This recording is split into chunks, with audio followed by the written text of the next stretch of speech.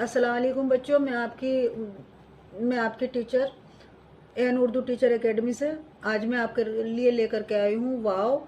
मैंने बच्चों कल की वीडियो में भी आपको वाव पढ़ाया था, लेकिन वो वाव जो पढ़ाया था उसका कल जो वाव पढ़ा रही थी मैं, तो उसका साउंड बड़े ऊ की मात्रा थी। हिंदी में अगर हम देखें तो बड़े ऊ की मात्रा, और आज जो मैं आपको वाव पढ़ा रही हूँ वह औ की मात्रा का साउंड देगा।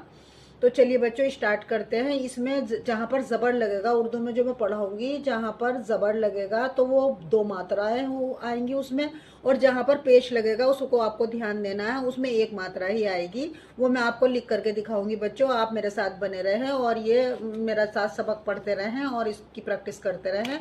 तो आइए चलिए स्टार्ट करते हैं। देखिएगा बच्चों, ये है अलिफ, ये वाव और ये रे। इस पे हमने ज़बर लगा दिया, ये और हो जाएगा। अगर हम इसको हिंदी में लिखें तो दो मात्राएं हैं, ये और, ये इस तरह से हुआ। जैसे कि हमने ये उर्दू में लिखा दौड़, तो ये बच्चों ये ज़बर लग गया, ये रे दौड़। ये जज्म भी हम लगाते रहेंगे इसमें। तो अगर हम इसको हिंदी में लिखें तो दे पे ओ की मात्रा, दो मात्रा लग जाएंगी, दौड़। ये हो गया दौड़।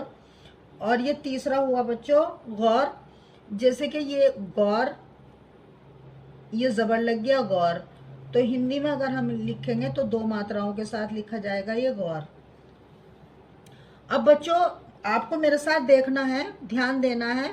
देखो ये मैंने कौन लिखा है, इस पर ज़बर लग रहा है, ये नून और ये जज्म लगा तो कौन, ये हुआ कौन, कौन, दो मात्राएं लगी। अब जो मैं आपको आगे पढ़ा रही हूँ उसको आपको ध्यान देना है। ये है बच्चों बॉल, बॉल। इस पे अगर हम हिंदी में देखें तो एक ही मात्रा लगेगी, लेकिन इस पे पेश लग रहा है, इसलिए ये एक मात्रा हुई बच्चों, एक मात्रा। अगर इस पे ज़बर लगता तो यहाँ दो मात्राएं होती, ये पेश लग रहा है।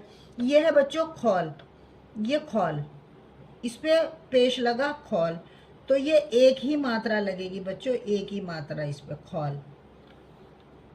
और अगर हम लिखेंगे खौफ, ये खौफ, खौफ, तो इस पर दो मात्राएं लगेंगी, खौफ।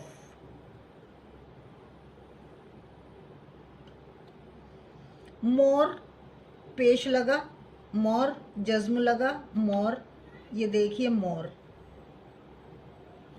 शोर, ये शीन, ये शीन, ये पेश लगा शोर, ये जज्म लगा शोर।